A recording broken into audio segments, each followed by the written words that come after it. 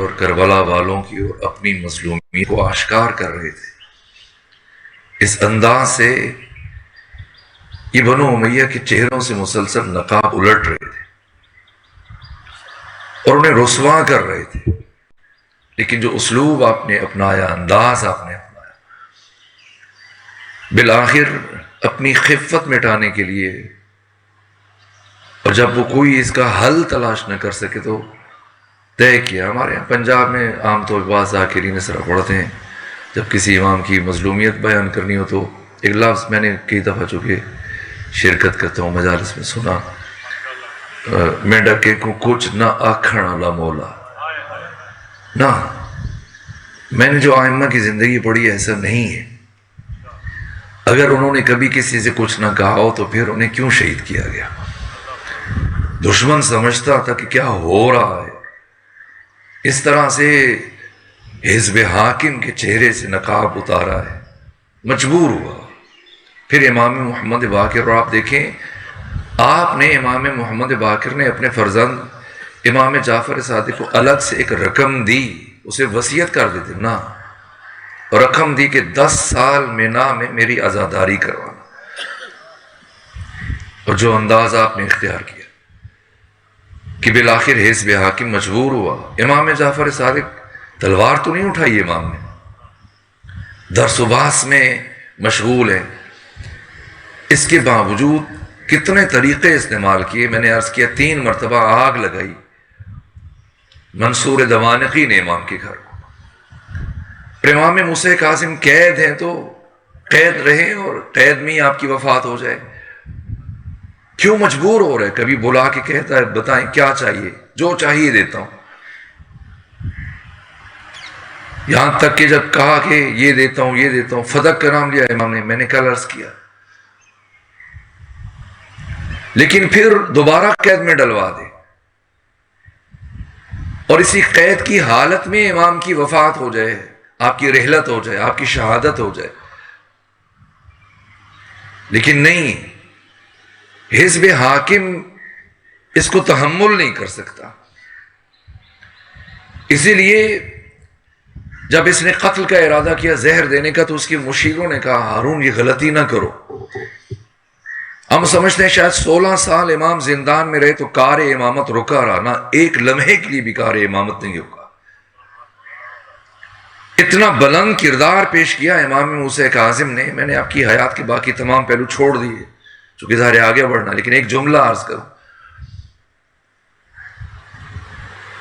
اتنا بلند کردار پیش کیا آپ نے کہ زندان کے بلند اور مضبوط دیواروں سے اور تاریک قید خانوں سے آپ کے کردار کی روشنی چھن چھن کر پورے عالم اسلام میں پھیلنا شروع ہوئی۔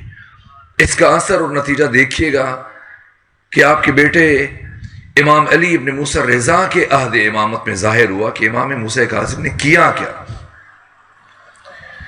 اور بیک وقت کتنے محاذوں پر برسر پیکار رہے۔ 2 آئمہ کی زندگی اس زاویے سے آپ مطالعہ اگر کریں، ایک امام حسن عسکری علیہ السلام علمی اپوزیشن کے اعتبار سے برادران اہل تسنن حنفی شافعی حنبلی مالکی، ہمارے سر کا تاج پروردگار انہیں سلامت رکھے، قرآن کے بعد جو 6 کتابیں ان کے ہاں سب سے زیادہ اہمیت کی حامل ہیں، صحیح بخاری، صحیح مسلم ہے، ترمذی، ابن ماجہ، ابو داؤد، سنن نسائی، یہ 6 کتابیں جنہیں قرآن کے بعد وہ مستند ترین احادیث کے ذخائر مانتے ہیں۔ یہ 6 کی 6 کتابیں امام حسن عسکری کے زمانے میں لکھی گئیں۔ اب خود سمجھ لیں کہ آپ کن حالات میں امامت کی ذمہ داریاں ادا کر رہے ہیں۔ اور اب آئیے امام موسیٰ کاظم، آپ کے عہد امامت میں علمی اپوزیشن کے اعتبار سے تمام آئمہ کی نسبت منفرد صورتحال تھی۔ چاروں کے چاروں آئمہ فقہ، احمد ابن حنبل، مالک ابن انس، جناب شافعی، جناب نعمان بن ثابت، چاروں امام بیک وقت اکٹھے ہیں جس امام کے زمانے میں، وہ امام موسیٰ کاظم ہے۔ ہر ایک اپنا فتویٰ دے رہا ہے، ہر ایک حدیث بیان کر رہا ہے، اور ادھر امام موسیٰ کاظم حدیث بیان کر رہے ہیں، لیکن باقی کسی میں جرأت نہیں ہے کہ وہ اس طرح حدیث بیان کرے جس طرح امام موسیٰ کاظم حدیث بیان کرتے تھے، کہ جب بھی حدیث بیان کرتے تھے عن جدی کہہ کے حدیث بیان کرتے تھے، میرے جد نے یوں فرمایا. کوئی واسطہ نہیں، کوئی وسیلہ نہیں، کوئی سلسلہ نہیں، کوئی راویوں کے نام نہیں، نہ یہ امتیاز. اس لیے لوگ جوک در جوک اکٹھے ہوتے. امام موسیٰ کاظم اور پیغمبر اسلام کے درمیان ظاہری طور پر دیکھ لی کتنا فاصلہ ہے، اور پھر یوں کہنا. ایک طرف یہ 4 ائمہ فقہ، دوسری طرف چاروں کے چاروں ارکان تصوف جن سے صوفیزم چلا. شقیق بلخی ہیں، معروف کرخی ہیں، حسن بصری ہیں، سفیان ثوری ہیں. حسن بصری نہیں، عبداللہ مبارک حسن بصری امام سجاد کے زمانے میں. یہ سفیان ثوری، عبداللہ مبارک، شقیق بلخی، اور یہ 4 ارکان تصوف امام کے زمانے میں اپنی طرف بلا رہے ہیں. اور تیسری جانب عباسی خلفاء نے پہلی مرتبہ باقاعدہ طور سے فلسفہ یونان کا عربی زبان میں ترجمہ کروانا شروع کیا. اور لوگ ابھی متوجہ ہو رہے ہیں، افراد پریشان ہیں. یہاں تک کہ امام کے صحابی ہیں جن کا نام ہے حشام بن حکم، آئے تو کہا کہ ہر طرف یونانی فلسفیوں کی باتیں ہو رہی ہیں. جیسے بس اوقات بعض افراد بعض مسالک میں کہا جاتا ہے کہ تم عزاداری میں شرکت نہ کرو، جلوس میں نہ جاؤ، علم کو نہ دیکھو، نکاح ٹوٹ جائے گا، مجلس میں نہ جاؤ، یہ ہو جائے گا، قدغن بٹھایا جاتا ہے. لیکن ہمیں جو ائمہ نے تعلیم دیا، حشام بن حکم پریشان ہوئے، فرزند رسول چاروں طرف سے غوغا ہے، فلسفی افکار پیش کیے جا رہے ہیں اور کائنات کی نسبت مادہ کی طرف دی جا رہی ہے. لوگ بڑے شوق سے ان کی باتیں متوجہ ہو رہے ہیں. مسلمان دانشور محدث مفتی وہ بھی ان کی باتوں میں آ رہے ہیں. تو امام نے سورہ بارکہ زمر کی اس آیت کی تلاوت کی، فبشر عبادی الذین یستمعون القول، کہ خدا فرما رہے میرے حبیب میرے ان بندوں کو بشارت دیں، خوشخبری دیں جو ہر ایک کی بات کو پوری توجہ سنتے. فیتبعون احسنہ، ہمارے یہاں قدغن نہیں ہے، پابندی نہیں ہے، جاؤ آپ بات کرو. حکمت اور فلسفہ میں جناب حشام بن حکم یہ شاگرد ہیں امام کے. اور پھر آپ کے جو مناظرات ہیں، ایک طرف ائمہ فقہ، ایک طرف ارکان تصوف، ایک جانب فلسفہ یونان، اور چوتھی طرف بنو عباس کے ظالم ترین حکمران. اور ان تمام طبقات کا مقابلہ کرنے اکیلے موسیٰ کاظم نے، وہ بھی قید میں رہتے ہوئے. اسے کہتے ہیں امامت. اور کیسے امامت فرمائی؟ مسلسل زندان کے داروغے بدل رہے، کردار دیکھ کر. آپ کی عبادت، آپ کا زہد، پورا سال سوائے 2 دنوں کے آپ مسلسل حالت روزہ میں رہتے ہیں.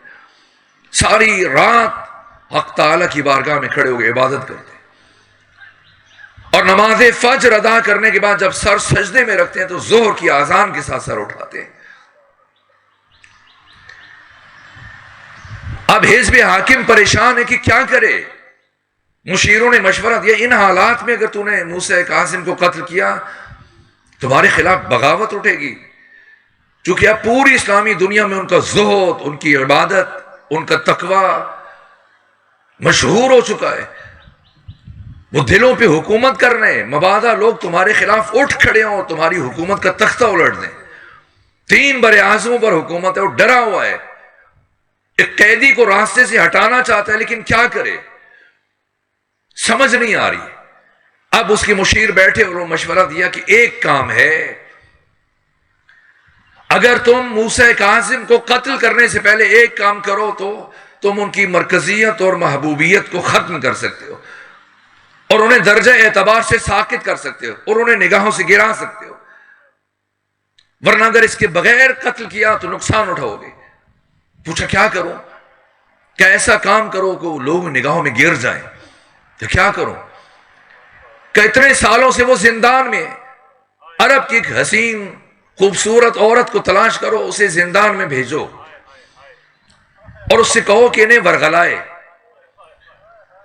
اور اگر وہ دام تصویر میں نہ آئیں تب بھی اس عورت کو لالچ دو، انعام دو کہ تم خود شور مچانا، اور جھوٹی تہمت لگا دینا کہ یہ قیدی مجھ پر تجاوز کر رہا تھا،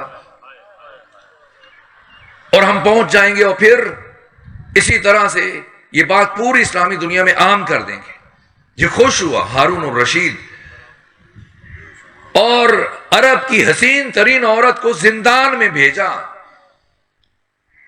اور ساری رات اس نے جاگ کر گزاری اپنے محل میں، مشیروں کے ساتھ، وزیروں کے ساتھ، سرداروں کے ساتھ، جرنیلوں کے ساتھ مسلسل ٹہل رہا ہے کہ ابھی زندان سے آواز آتی، ابھی زندان سے آواز آتی، لیکن وقت گزر رہا ہے، رات ڈھلنا شروع ہوئی، اور اس کی بے چینی اور اضطراب میں مسلسل اضافہ ہو رہا ہے، یہاں تک کہ ہنگام سحر جب اس کی پریشانی حد سے بڑھی اور سوچا کیا ہوا کہ ابھی تک آواز نہیں آ رہی ہے، اس نے سندی بن شائق سے کہا کہ کیوں ابھی تک کوئی آواز نہیں آئی؟ کہ کیا میں اس خاتون کو بلاؤں؟ کہ نہیں، میں خود جاؤں گا، میں جا کے دیکھنا چاہتا ہوں۔ ہارون فضل ابن سال، فضل ابن ربی، باقی افراد کے ہمراہ زندان کی طرف چلا، اور جیسے ہی زندان تک پہنچا تو کیا منظر دیکھا۔ زندان میں ایک جانب امام موسیٰ کاظم کا سر سجدے میں ہے، سبوح قدوس رب الملائکۃ والروح کی آواز بلند ہو رہی ہے، اور دوسری جانب جس خاتون کو گمراہ کرنے کے لیے بھیجا تھا اس کا سر بھی سجدے میں، اور سبوح قدوس رب الملائکۃ والروح کی آواز بلند ہو رہی ہے۔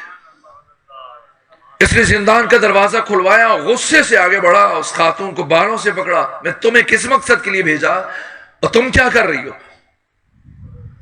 وہ کہنے لگی مجھے معاف کرو ہارون، میرا کوئی قصور نہیں ہے، میرا کوئی جرم نہیں ہے، تم نے جیسے کہا میں نے ویسے کیا۔ میں برابر جب زندان میں آئی عشاء کے بعد کئی گھنٹے بیٹھ کر اس قیدی کو آوازیں دیتی رہی، اپنی جانب متوجہ کرتی رہی، ملتفت کرتی رہی، لیکن یہ اس درجہ فنا فی ذات توحید تھا اور اپنی عبادت اور ذکر میں اتنا محو تھا کہ اسے یہ خیال ہی نہیں تھا کہ کوئی آواز دے رہا ہے۔ جہاں تک کہ جیسے جیسے وقت گزر رہا تھا میں اس قید خانے کی فضا میں عجیب سی روحانیت محسوس کر رہی تھی، اور سحر سے قریب مجھے یوں لگا کہ زمین سے لے کے آسمان تک نور کا سلسلہ متصل ہے اور ملائکہ الہیہ کا نزول ہو رہا ہے، اور پھر مجھے یوں محسوس ہونے لگا کہ پوری کائنات کا ذرہ ذرہ اور اس قید خانے کا ذرہ ذرہ اس قیدی کے ساتھ ہم آواز ہو کر خدا کی تسبیح میں مصروف ہے، اور بے ساختہ لاشعوری طور پر، غیر ارادی طور پر میرا سر بھی سجدے میں چلا گیا، میری زبان سے بھی یہی ذکر جاری ہو گیا۔ سمجھنا یہ 14 کون ہے، سمجھنا ہے امام موسیٰ کاظم کون ہے، سمجھنا ہے وارثان عاشورہ کون ہے۔ انبیاء کا مقام بجائے خود، انبیاء معصوم ہیں بجائے خود،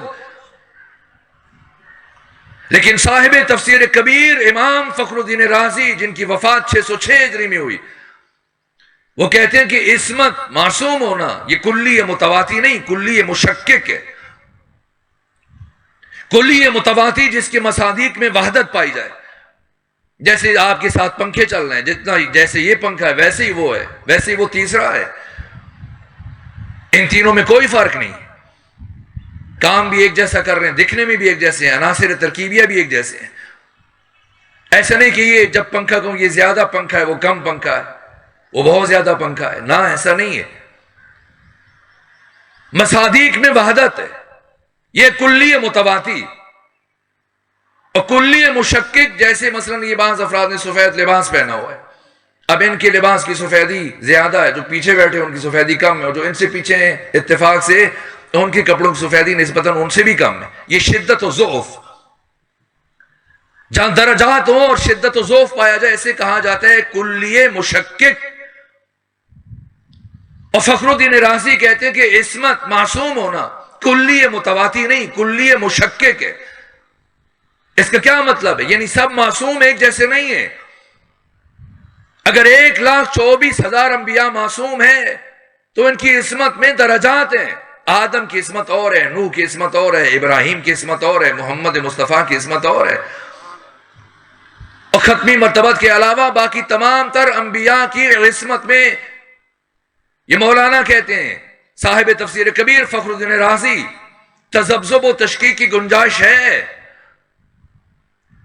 ان کی عصمت میں ترک اولا کی گنجائش ہے۔ انہوں نے عصمت فاطمہ زہرا سے متعلق کہا، لیکن میں اولاد فاطمہ سے متعلق بھی یہی جملہ کہہ رہا ہوں، ان 14 کی عصمت ہر طرح کے تذبذب و تشکیک و شک و ریب سے ماورا بالاتر، آپ کو ترک اولا کا دھبا بھی نظر نہیں آئے گا۔ یوسف بھی معصوم ہے، موسیٰ کاظم بھی معصوم ہے۔ جناب یوسف کے کردار کو اللہ نے قرآن میں سراہا ہے، 111 آیتیں آپ سے متعلق لکھی، بھیجی، اتاری، اور انہیں قرآن مجید کا سب سے بہترین واقعہ قرار دیا، احسن القصص کا ہے، راستہ پیدا کرتا ہے۔ یجعل لہ مخرجا، پھر فرمایا یجعل لہ فرقانا، اللہ اسے منزل فرقان پر فائز کر دیتا ہے۔ تو جب جناب یوسف نے محکم ارادہ کیا کہ میں نے زلیخا کے شر سے بچنا ہے، تو اب سارے دروازے خود بخود کھلتے چلے گئے، یہ قرآن بیان کر رہا ہے۔ اور جناب یوسف خود کو زلیخا کے شر سے بچانے میں کامیاب ہو گئے۔ یہ یوسف کے کردار کی بلندی ہے، لیکن ان کے کردار کی بلندی کی حد یہیں تک ہے کہ جناب یوسف نے خود کو بچا لیا، لیکن جو گمراہ کرنے کے لیے آئی تھی اس کی ہدایت نہ کر سکے۔ اور یہ فخر یوسف موسیٰ کاظم ہے، خود گمراہ ہونا تو ممکن نہ تھا، جو گمراہ کرنے کے لیے آئی تھی اس کا سر بھی سجدے میں ہے۔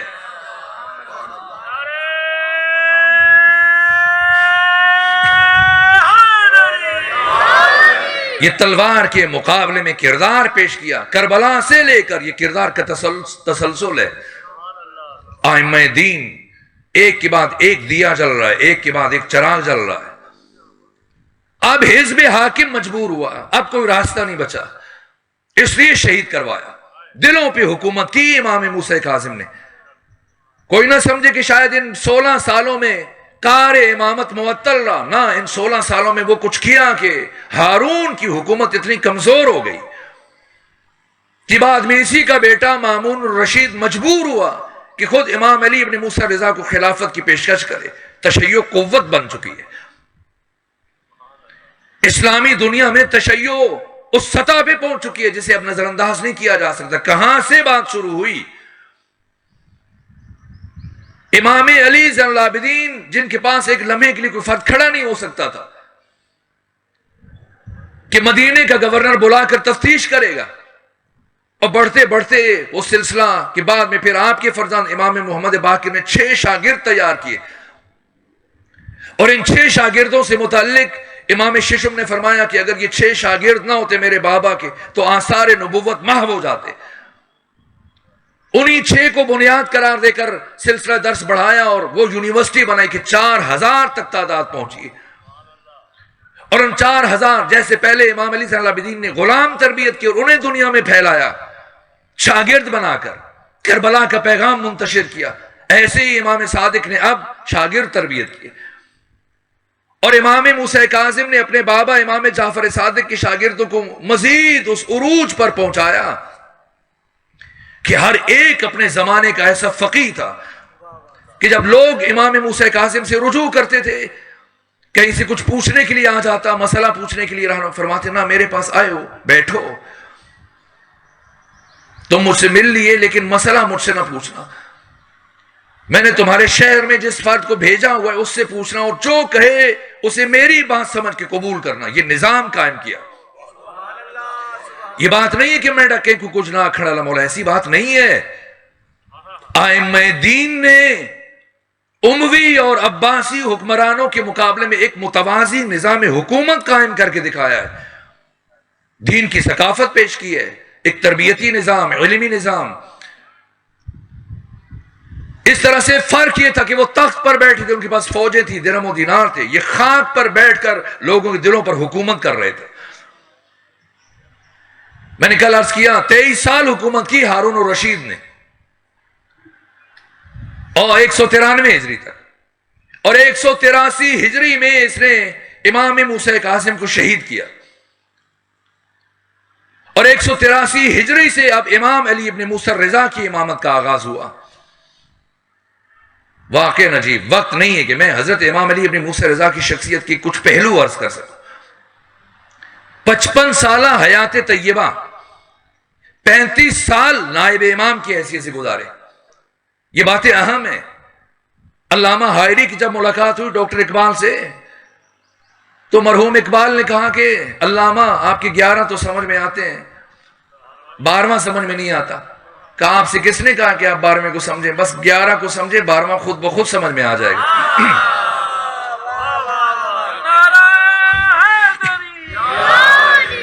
اگر آج کا جوان امام زمانہ کی معرفت چاہتا ہے تو وہ صرف قصے کہانیوں سے اور خیالی باتوں سے نہ، علمی بنیادیں پہلے ان 2.5 پڑے گا، علی سے لے کر امام عسکری تک ان 11 کی سیرت کو سمجھیں گے تو پتہ چلے گا امام زمانہ آ کر کوئی الگ کام نہیں کریں گے۔ ان کی سیرت، ان کی روش، ان کا کردار وہی ہے جو پچھلے 11 ائمہ کا ہے۔ ہم نے 11 کی سیرت کو پڑھنا ہے، لازم تھا، ضروری تھا۔ کاش اس طرح سے جلسات اور ایک ایک امام سے متعلق کم سے کم 10 نشستیں ہوں، ایک ایک عشرہ ہو، لیکن نہ، وقت تیزی سے گزر رہا ہے۔ تو میں چند ایک باتیں تاکہ مانوس ہو جائیں اور پھر جوان خود سے مطالعہ کرنا شروع کر دیں۔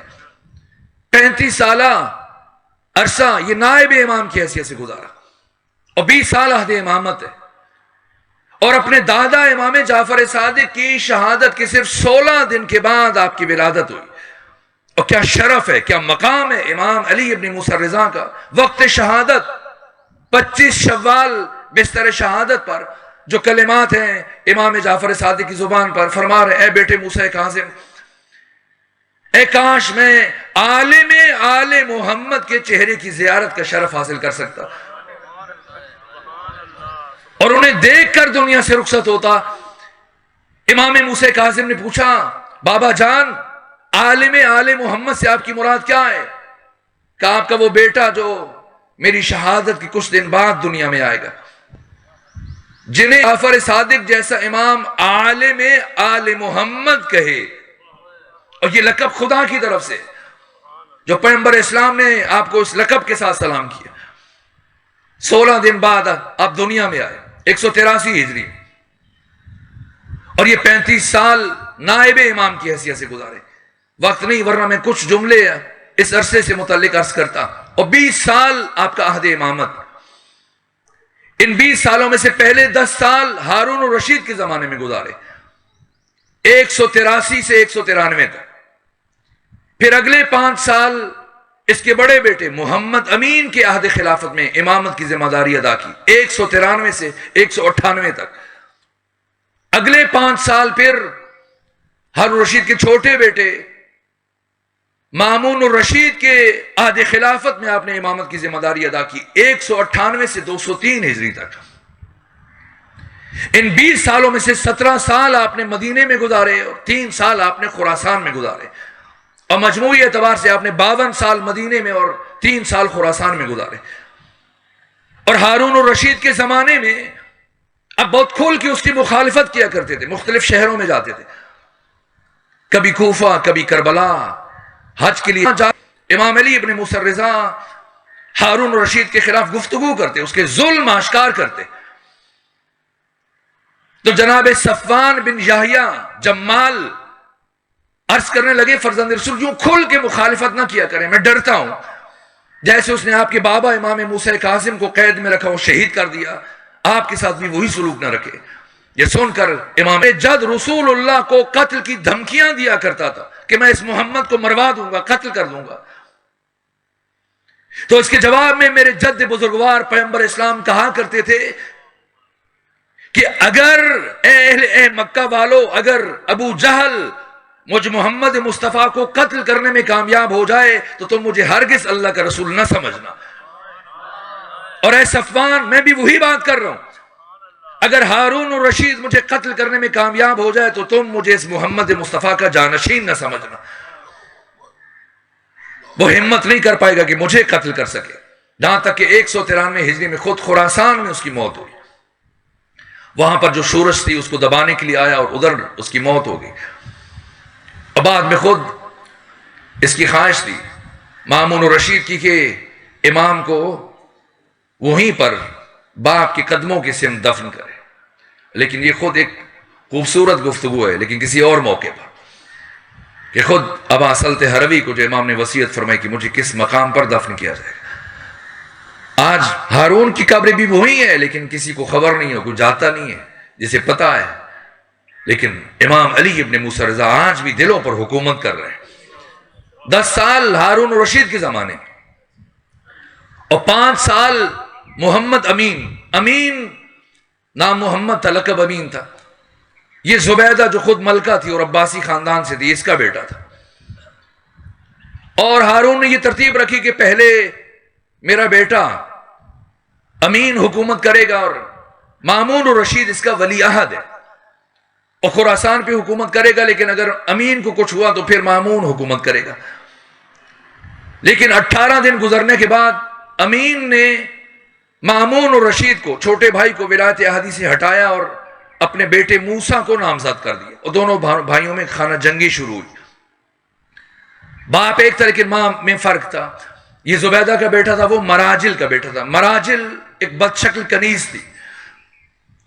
زبیدہ اور ہارون رشید شطرنج کھیل رہے تھے اور وہ کوئی پانی وغیرہ کچھ چیز لے کے آئی مراجل، تو زبیدہ نے اسے ہنستے ہوئے کہا کہ اگر تم نے شکست کھائی میرے ہاتھوں تو پھر تمہیں اس سے قربت اختیار کرنی پڑے گی. اور وہ ہار گیا. اس کے نتیجے میں پھر مراجل کنیز تھی، بد شکل، اس کی طرف دیکھا نہیں جاتا تھا، اس سے بیٹا پیدا ہو جس کا نام مامون الرشید ہے. 170 ہجری میں یہ پیدا ہوا، اور جس دن اس کی پیدائش ہوئی اسی دن ہارون رشید کی حکومت شروع ہوئی. اور 218 ہجری میں 48 برس کی عمر میں مامون الرشید اس کی موت ہوئی ہے. 7واں سب سے زیادہ زیرک اور سمجھدار اور ذہین اور عالم ہوگا. اور علامہ جلال الدین سیوطی متوفہ 911 ہجری، انہوں نے یہ جملے لکھے ہیں مامون الرشید سے متعلق، کہ تمام اموی اور عباسی خلفاء میں سب سے زیادہ زیرک، ذہین، سمجھدار، معاملہ فہم، عالم، دانشور، فقیہ، فیلسوف مامون الرشید. اور ابن ندیم نے اپنی فہرست میں کہا کہ فقہ اور کلام میں کوئی اس کا ہم پلہ نہیں تھا. اس نے بہت محنت کی، سیکھا، علماء کی صحبت میں رہا. یہاں تک کہ ابن خلدون نے اسے متعلق لکھا کہ فکان من کبار الفقہاء، مامون الرشید اپنے زمانے کا بہت بڑا فقیہ تھا. یہ میں اس کی تعریف میں جملے نہیں کہہ رہا، یہ بتانے کے لیے کہ امام علی ابن موسیٰ رضا کس شخص کے مقابلے میں آئے جو اپنے زمانے کا سب سے بڑا سیاست مدار اور زیرک اور سمجھدار شخص سمجھا جاتا تھا. 200 ہجری میں جب اس نے امام کو بلایا، یہ سوچ کر کے کہ میں ایسی چال چلوں گا کہ مجھے کامیابی ہوگی، اور تشیع اور علوی جو اتنی بڑی قوت بن چکے ہیں اسلامی دنیا میں، جنہیں نظر انداز کرنا ممکن نہیں رہا. پہلے 2 سال تو یہ اپنی حکومت مضبوط کرنے میں لگا رہا. اس سے پہلے 5 سال دونوں بھائیوں میں جنگ رہی ہے. 198 ہجری میں بھائی کو اس نے مار دیا، قتل کیا. پھر 2 سال حکومت کو مستحکم کیا، اور اب متوجہ ہوا، ہر طرف سے خبریں آنا شروع ہوئی کہ ہر طرف لوگوں کے دلوں میں جو محبت پائی جاتی ہے علی ابن موسیٰ رضا کے متعلق. ممکن ہے کہ اگر یہ لوگ اٹھ کھڑے ہوں تو اپنے بھائی کا مقابلہ کر لیا، لیکن علی ابن موسیٰ رضا کے پیروکاروں کا مقابلہ نہیں کر پاؤ گے. یہ گھبرایا، ڈرا. محبت کی وجہ سے اس نے امام کو ولی عہد نہیں بنایا، مجبور ہو کر کہ کہیں مقابلے میں نہ آ جائیں، اور مقابلے کی صورت میں سے یقینی شکست نظر آ رہی تھی. تو ہم نوا بنانے کے لیے پہلے اس نے کہا کہ آپ خلافت قبول کیجیے. امام نے فرمایا اگر اللہ نے تمہیں یہ منصب عطا کیا ہے تو تمہیں حق نہیں کہ تم کسی اور کو دو، اور اگر اللہ نے تمہیں یہ منصب نہیں دیا تو جو چیز تمہاری ہے ہی نہیں تم دوسروں کو کیسے دے سکتے ہو. کہا اچھا پھر ولایت عہدی قبول کر لیں. امام نے اس سے بھی عذرخواہی کی، اور جب اس نے اصرار کیا اور حد سے زیادہ اصرار کیا کہ مجھے مجبور نہ کریں کہ میں پھر تلوار اٹھاؤں، امام نے کہا ایک شرط پر ولایت عہدی قبول کروں گا کہ عزل و نصب میں میری کوئی شمولیت نہیں ہوگی. کسی گورنر کو عہدے سے ہٹانا ہے، کسی نئے کو رکھنا ہے، کسی کو بھرتی کرنا ہے، نہ کسی حکومتی مسئلے میں میری مداخلت ہوگی. بس جب تمہیں کوئی رہنمائی اور رائے چاہیے ہوگی تو میں تمہاری رہنمائی کر دیا کروں گا. وہی کام جو امیر المومنین نے کیا ہے 25 سالوں میں. وقت میں فرق ہے لیکن کردار میں اور سیرت میں کوئی تبدیلی نہیں آئی ہے. یہاں تک کہ اب میں کیسے عرض کروں، یہ دیکھنے میں 14 ہیں، بظاہر 14 ہیں، بباطن ایک ہیں. یہ بات خود جب امام آ رہے تھے خراسان میں تو خراسان سے پہلے مقام نیشاپور میں جب امام پہنچے تو یہ بات صرف سمجھانے کے لیے، تو وہاں پر جب پہنچے امام تو اس علاقے سے ایک مومن تھا، اس نے خواب میں دیکھا کہ رات پیغمبر اسلام کو دیکھا کہ انہوں نے محراب عبادت میں بیٹھے اور داہنے طرف ایک تشت میں کھجوریں پڑی ہیں. اور یہ مومن کہتا ہے میں آگے بڑھا اور میں نے خواہش کی کچھ کھجوریں عنایت فرما دیجیے. تو پیغمبر نے مٹھی بھری اور کھجوریں اٹھائیں اور وہ مومن کہتے ہیں مجھے دیں، اور جب میں نے گنا تو ان کی تعداد 18 تھی. تو یہ خواب دیکھا رات میں، اور صبح جب پتہ چلا کہ فرزند رسول یہاں سے گزر کے جائیں گے آگے خراسان، تو سوچا جب کل ملاقات ہوگی تو یہ خواب ان سے پوچھوں گا، ان سے بہتر کون بتا سکتا ہے. لیکن کہتے ہیں جب میں خواب پوچھنے کے لیے گیا تو دیکھا کہ اسی طرح سے امام محراب عبادت میں بیٹھے اور ان کے داہنے جانب کھجوروں کا تشت پڑا ہے. تو سوچا تعبیر پوچھنے کے بجائے ان سے کہتا ہوں کہ مجھے کھجوریں دیں گے نہیں دیں گے، دی تو کتنی دیں گے.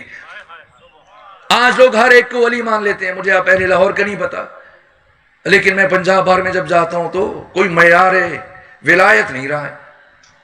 ہمارے ہاں ایک صاحب ہیں وہ رضائی گرمی سردیوں میں گرمیوں میں اوڑھ کے رکھتے تھے، لوگ ان کو بھی ولی کہتے تھے. ایک صاحب وہ کپڑے نہیں پہنتے تھے انہیں بھی ولی کہتے تھے. ایک صاحب وہ نالی سے پانی پیتے تھے انہیں بھی ولی کہتے تھے. یہ معیار ولایت کو جو دنیا نے اتنا گرایا، عوام کی بات چھوڑیے، خواص میں چلے جائیں. بر صغیر پاک و ہند کا ایک بادشاہ گزرا ہے. ویسے توحید کے بارے میں تو کوئی خاص عقیدہ نہیں تھا، لیکن جب اسے پتہ چلتا کہ کہیں کوئی اس طرح سے عارف ہے، کوئی ولی ہے، تو وہ پہنچ جاتے تھے. تو ایک مرتبہ اطلاع دی گئی کہ جناب ایک بہت بڑے ولی اللہ ہیں. یہ تاریخ ہندوستان میں پڑھیا شہنشاہ اکبر. اور گیا اور جب سنا کہ بہت صاحب کرامات شخصیت پہنچ گیا. جب پہنچا تو انہیں پتا تھا کہ صاحب آ رہے ہیں، تو پہلے سے وہ جائے نماز بچھا کے نماز میں مصروف ہو گئے. اور جب نماز میں مصروف ہوئے اور اسی اسنا میں لا کے بٹھایا گیا، ان کے مریدوں نے بٹھایا. اب ان کی نماز ختم نہیں ہو رہی ہے، 2 گھنٹے گزر رہے ہیں، برابر نماز پڑھے جا رہے ہیں. وہ متاثر ہو رہے ہیں کہ اتنی لمبی نماز. اور نماز پڑھتے پڑھتے اچانک وہ جو پیر صاحب تھے، جو ولی اللہ تھے، ان نماز کے دوران ہوش ہوش ہوش کہنا شروع کیا. یہ محو حیرت ہے بادشاہ اکبر کی، کیا کر رہے ہیں. اب نماز ختم کی، آگے بڑھے، جھک کے سلام کیا، ہاتھ چومے، کہا قبلہ یہ مجھے سمجھ نہیں آیا، آپ کی نماز میں جو ہوش ہوش ہوش کر رہے تھے میں سوچ رہا ہوں کیا تھا. کہ تم نے سوال کیا تو میں تمہیں بتا دیتا ہوں، ورنہ اولیاء خدا اپنے راز کسی کو بتاتے نہیں. تو میں جب نماز پڑھ رہا تو میں عالم استغراق میں چلا گیا. اور جب میں عالم استغراق میں گیا تو میں نے دیکھا کہ خانہ کعبہ کے اندر ایک کتا غصہ چلا جا رہا ہے.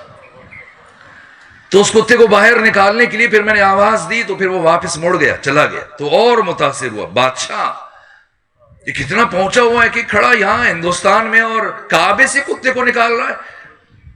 لیکن وزیر با تدبیر ہوشیار تھا، وہ سمجھ گیا کہ یہ کیا چال چلی جا رہی.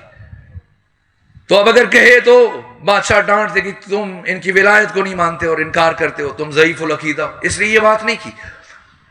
کہاں کہ اگر بادشاہ سے کہ ان سے آپ خواہش کریں، درخواست کریں، اگر یہ دارالحکومت میں آ جائیں، دارالخلافہ میں، دارالسلطنت میں آ کر اگر ہم جو ذمہ دار ہیں حکومت کے افراد اکابرین، تو آ کر ہمارے ساتھ ایک کھانا کھا لیں، پوری مملکت میں خیر و برکت ہوگی اور یہ دعا کریں گے، کچھ ہماری رہنمائی ہو جائے گی.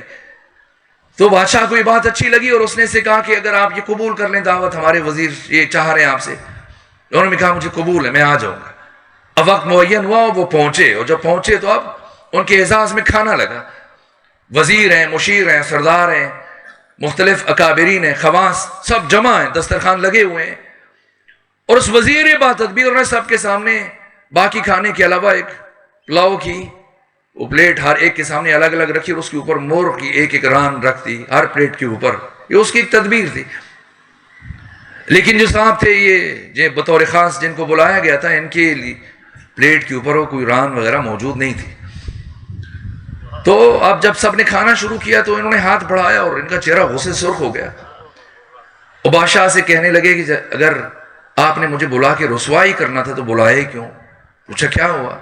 کہا مجھے گوشت کھانے کا ایسا کوئی خاص شوق نہیں ہے، لیکن کم سے کم اخلاق کا تقاضا تھا اور مہمان نوازی کا تقاضا تھا کہ آپ میری پلیٹ میں رکھ دیتے، میں کھاؤں یا نہ کھاؤں۔ ہر ایک کی پلیٹ میں دیکھ لیں سامنے گوشت رکھا ہے، ان کی پلیٹوں میں ران پڑی ہے، میری پلیٹ میں آپ نے نہیں رکھی ہے۔ بادشاہ نے بھی دیکھا اسے غصہ اور ڈانٹ کے وزیر سے کہا کہ جس شخصیت کے احترام میں اور اعزاز میں ہم نے سب کو بلایا ہے کھانے پہ، ان کے لیے تو آپ نے اہتمام کیا اور خود وہ شخصیت ان کی ظرف میں آپ نے خیال نہیں رکھا اور آپ نے گوشت نہیں رکھا۔ تو وزیر با تدبیر نے کہا کہ کس نے کہا نہیں رکھا؟ آپ ان سے کہیں ذرا اس چاولوں کو کھسکائیں، دائیں بائیں کریں، ہٹائیں ان کو۔ اور جب ہٹایا تو نیچے سے مرغے کی ران برآمد ہو گئی۔ جب ران برآمد ہوگی تو آپ خود سوچیں کہ اس شخص کی کیفیت کیا ہوگی۔ پشیمان ہوا سخت، تو وزیر نے سوال کیا کہ اے بادشاہ سلامت، مجھے یہ پوچھ کے بتا دیں ان سے کہ جس شخص کو اپنے سامنے پڑی ہوئی پلیٹ میں مرغ کی ران نظر نہیں آ رہی ہے، اسے کعبے میں کتا کہاں سے نظر آ گیا؟ یہ معیار ولایت نہیں ہے۔ معیار ولایت کیا ہے؟ جیسے ہی وہ مومن گیا اور سوچا کہ خواب کی تعبیر پوچھنے کے بجائے خود امام سے کھجوریں طلب کرتا ہوں۔ امامت کسے کہا جاتا ہے اور امام کون ہوتا ہے؟ امامت کے دو رکن ہیں، ایک ولایت، دوسرے ہدایت۔ نہ غیر ولی امام ہو سکتا ہے، نہ غیر ہادی امام ہو سکتا ہے۔ ولایت کا تعلق خدا سے، ہدایت کا تعلق بشر سے۔ اب محراب عبادت میں بیٹھے اور آگے بڑھ کے اس مومن نے کہا کہ کچھ کھجوریں عنایت فرما دیجئے۔ حضرت نے مٹھی بھری اور وہ مٹھی اس کی طرف بڑھائی، اور جب اس نے کھجوروں کو گنا تو تعداد 18 تھی۔ اب مومن بھی تو مومن ہوتے ہیں، تو آگے سے اس مومن نے کہا کہ فرزند رسول کچھ اور عنایت فرما دیجئے۔ تو حضرت مسکرائے، فرمایا اگر رات خواب میں میرے جد نے اس سے زیادہ دی ہوتی تو میں بھی اس سے زیادہ دے دیتا۔ یہ وحدت کردار ہے،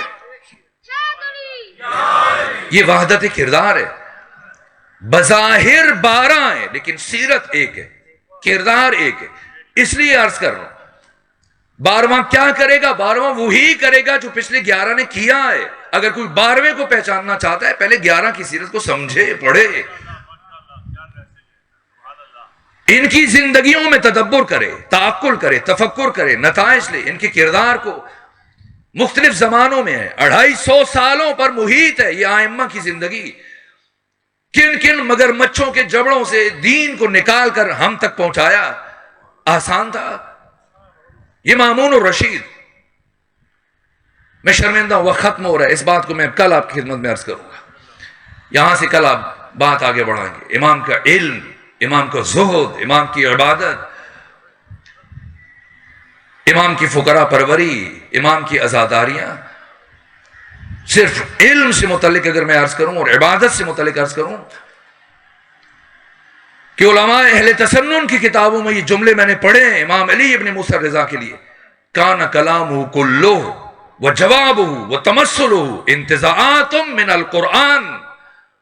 55 سالوں میں جب بھی علی ابن موسیٰ الرضا گفتگو کرتے تھے، جب بھی لبھائے مبارک کو جنبش دیتے تھے یا قرآن پڑھتے تھے، جب کوئی بات کرتے تھے تو قرآن کی آیتیں پڑھتے تھے، قرآن سے گفتگو کرتے تھے، اور کسی کی بات کا جواب دیتے تھے پھر قرآن پڑھتے تھے، اور اگر گفتگو میں مثال لے کے آتے تھے وہ بھی قرآن سے لے کر آتے تھے۔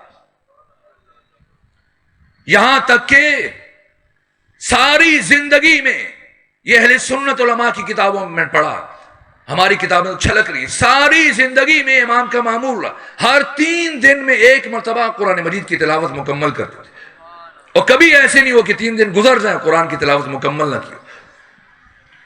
اور ابا سلط ہروی کہتے کہ آپ ہر وقت قرآن پڑھتے ہیں، فرمایا میں اس سے جلد بھی قرآن کی تلاوت مکمل کر سکتا ہوں، لیکن چونکہ حکم خدا ہے کہ تدبر کرو، تعقل کرو، تفکر کرو، اس لیے میں رک رک کر ٹھہر ٹھہر کر قرآن پڑھتا ہوں۔ حتیٰ یہ سفر جو سپاہی بھیجے تھے وہ حیران تھے، سارے سفر میں مدینے سے لے کر خراسان تک، اس سارے سفر میں بھی امام کا یہی معمول رہا۔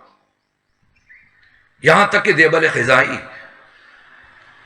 جس طرح سے وقت نہیں ہے کہ امام جعفر صادق علیہ السلام نے کس طرح سے اپنے جد کی عزاداری کو احیاء کیا، امام موسیٰ کاظم نے، اور پہلی مرتبہ امام علی ابن موسیٰ الرضا کو موقع ملا. باقی ائمہ کی نسبت امام علی ابن موسیٰ الرضا کی جو سیرت ہے اس میں انفرادیت ہے کہ باقی ائمہ کا سلسلہ ہدایت عوام تک رہا ہے.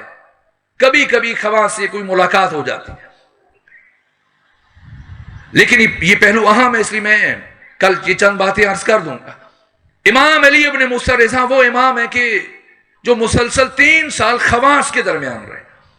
تمام جرنیل ہر روز آ کے ملاقات کر رہے ہیں، سپہ سالار ملتے ہیں، بنو عباس کے سردار ملتے ہیں، مشیر ملتے ہیں، وزیر ملتے ہیں، دوسرے ملکوں کے سفیر آتے ہیں، اور عالمی سطح پر جس طرح سے آپ کا پیغام پہنچا ہے. لیکن 3 سالوں میں جہاں باقی کام کیے، ابھی بھی آپ جائے خراسان مشہد، کچھ ایسی مساجد ہیں جو امام نے بنوائی تھی، اور بہت سارے جو فلاحی کام جن سے متعلق میں کل اشارہ کر دوں گا. ایک کام جو 3 سالوں مسلسل انجام دیا وہ اپنے جد امام حسین کی عزاداری تھی. یہاں تک کہ دیبل خزائی کو بلایا مرثیے کے لیے، مرثیہ پڑھو، میرے جد حسین کی شہادت پڑھو، کربلا والوں کے مصائب بیان کرو، اور بعد میں 10,000 درہم عطا کرنے کے علاوہ ایک پیرہن دیا ہے. کہا یہ ہدیہ ہے تمہیں جو ذکر تم نے کیا، اور اس پیرہن کا بہت خیال رکھنا. اہل سنت علماء نے بھی اپنی کتابوں میں جملے تحریر کیے. کہا دیبل خزائی اس پیرہن کا بہت خیال رکھنا، میں نے اس پیرہن کو پہن کر اس حالت میں 1 ملین رکعت ادا کی ہے، 10 لاکھ رکعت نماز پڑھی ہے، اور اس پیرہن کو پہنے ہوئے میں نے 1000 مرتبہ قرآن مجید کی تلاوت مکمل کی ہے. ان 3 سالوں میں کس طرح سے اپنے جد کی عزاداری کو عام کیا. صف عزا بچھاتے تھے ایام محرم میں، جو آپ کی کیفیت تھی. میرے عزیزو، ائمہ نے بھی کربلا کو ابدی بنایا اور اس پیغام کو فرد امت اور فرد بشر تک پہنچانے کے لیے کردار ادا کیا. لیکن وہ اپنی نہضت اور کوشش میں کامیاب نہ ہو سکتے اگر امام حسین 2 کام انجام نہ دیتے. چاہے باقی سب کی قربانیاں دے دیتے، لیکن اگر 2 ہستیوں کو امام حسین قربان نہ کرتے تو آپ کی نہضت حجاز تک محدود رہ جاتی اور شاید وہاں بھی ختم ہو جاتی. وہ 2 کام جن کی وجہ سے امام حسین کی نہضت اور تحریک حجاز اور عرب سے نکل کر پوری دنیا میں پھیلی ہے، اور آج صبح کے اس مرحلے میں، مشکل وقت میں، آپ زمین پر بیٹھے ہوئے ذکر حسین کر رہے ہیں. وہ کون سے 2 عامل ہیں جنہوں نے کربلا کو سرمدی بنانے میں، لازوال بنانے میں کردار ادا کیا؟ وہ 2 شخصیتیں ہیں جنہوں نے امام حسین کی مظلومیت پر مہر تصدیق ثبت کر دی. اب کوئی جنگ نہیں کہے گا. ایک ہستی کا نام ہے جناب سکینہ، اور دوسری ہستی کا نام ہے جناب علی اصغر. باقی جتنے شہید ہیں ان کی زندگیوں میں سال کا لفظ آئے گا، وہ اتنے سال کے تھے، اتنے سال کے تھے، اتنے برس کے تھے. یہ کربلا کا وہ شہید ہے جس کی زندگی سال اور برس کا لفظ نظر نہیں آئے گا. ابھی چلنا بھی شروع نہیں کیا ہے، لیکن دین کو اپنے پاؤں پہ کھڑا کر کے چلا گیا. جہاں میں آ کے وہ بن چلے چلا بھی گیا، زمانہ ترس گیا اصغر کے نقش پا کے لیے. کیا کیا جناب علی اصغر نے؟ امام حسین کی مظلومیت پر مہر تصدیق ثبت کر دی. ظاہری عمر 6 ماہ ہے، لیکن حسین کی روحانیت کے وارث ہیں. جب روز عاشور میدان کربلا میں ایک مرحلے میں اتمام حجت کے لیے امام حسین نے صدائے استغاثہ بلند کی، کسی ایک کی طرف سے اجابت نہیں ہوئی، لیکن خیام حسین سے گریے کی آوازیں بلند ہوئی. امام گھوڑے پر سوار ہوئے، ایڑ لگائی، در خیام پہ آئے، بہن کو بلایا. اے بہن زینب، میں نے منع کیا تھا میری زندگی میں گریہ نہ کرنا، دشمن خوش ہوگا.